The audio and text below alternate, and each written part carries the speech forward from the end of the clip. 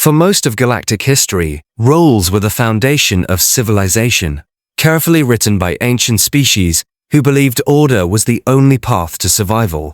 And among those rules, 3 stood above all others. Civilizers must be shielded. Surrender must always be offered. And war must be fought with honor. Because to the galaxy, rules were not just laws, but identity. Proof that intelligence meant restraint. Yet when Earth burned under alien fire, humanity learned a truth the galaxy had forgotten. That rules are luxuries of peace, not guarantees of survival. And when the first cities were reduced to ash, humans did not ask which rules still applied. They asked only one question. How do we live through this? Because humanity had never been born into safety. Their entire history was written in disasters, plagues, wars, collapses, and recoveries. And when the invasion came, it was not noble, not ceremonial, not honorable. It was efficient and absolute. Orbital strikes erased population centers. Civilian transports were targeted to break morale. Cultural landmarks were annihilated to erase identity. And the galaxy watched, waiting for Earth to follow protocol. Waiting for humans to request mediation, to declare surrender windows, to negotiate terms of survival. But humans did none of that. Because when the smoke cleared, and the skies burned red, humanity made a decision older than any galactic council, that survival came before reputation, and so the rules began to break. Quietly, at first, then deliberately. Humans evacuated cities not with protected corridors, but with chaos and speed. They armed civilians, because unarmed civilians were already dead. They struck supply lines instead of fleets. They ambushed instead of announced. They attacked while retreating and retreated while attacking, confusing enemy predictions that relied on orderly behavior. And when the invaders demanded surrender, humans responded with silence, because surrender meant trust. And trust had already been incinerated. And so humans turned their greatest weakness into their greatest weapon: adaptability. Where other species fought wars as ritualized contests with expected responses, humans treated war as a living problem to be solved moment by moment. They used civilian infrastructure as temporary defenses, repurposed industrial machines into weapons overnight, converted communication arrays into targeting systems, and broke the sacred galactic law that separated civilian and military roles, not because they rejected morality, but because morality meant nothing if no one survived to remember it. And this horrified the galaxy, because humans were not behaving like a species that wanted to win honorably. They behaved like a species that refused to disappear. And the enemy discovered something deeply unsettling. Humans did not escalate linearly. They escalated unpredictably. Every loss became data. Every defeat became instruction. Every massacre hardened resolve instead of breaking it.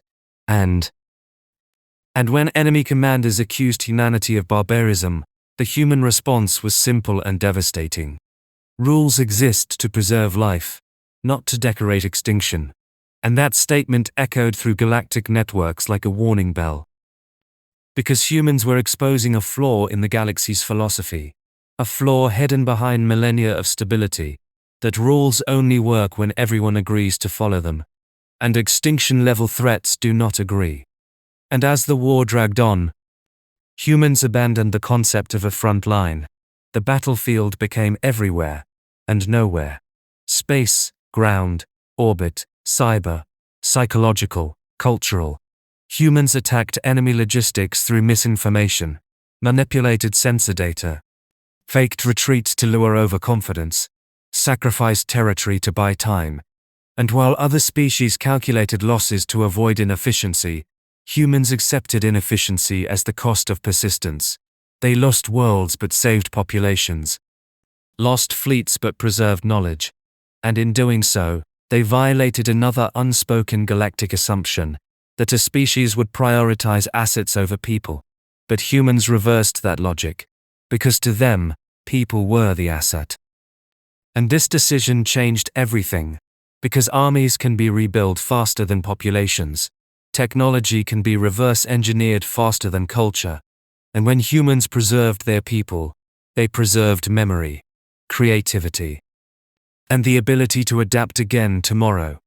And as Earth's resistance continued, the galaxy began to fear not human strength, but human refusal to conform, because humans did not just break rules, they exposed why those rules existed in the first place, and why they failed under true pressure, and eventually, the invaders realized something worse than defeat, that humanity could not be intimidated into predictability. There was no fixed doctrine to exploit, no stable response to provoke. Humans changed faster than strategy could track. And when the war finally slowed, when the cost of erasing Earth became too high even for an empire built on conquest, the galaxy convened again, not to punish humanity, but to understand them. And the conclusion was unsettling in its simplicity. Humans were dangerous, not because they ignored rules, but because they understood when rules no longer served life. And so new laws were written, not as condemnation, but as containment, etched into galactic archives with careful wording, passed down to future civilizations as warning rather than guidance. Humans are not bound by conventional warfare. Humans do not respond predictably to loss. Humans will sacrifice honor to preserve existence. And most importantly, city, ages, when Earth is threatened, humans will do whatever is necessary. And from that day forward, a new rule replaced all others. One that did not pretend to be moral or elegant, but was brutally practical. When dealing with humans, do not expect rules to protect you, because humans will not fight to win approval, they will fight to remain. And the galaxy, come down.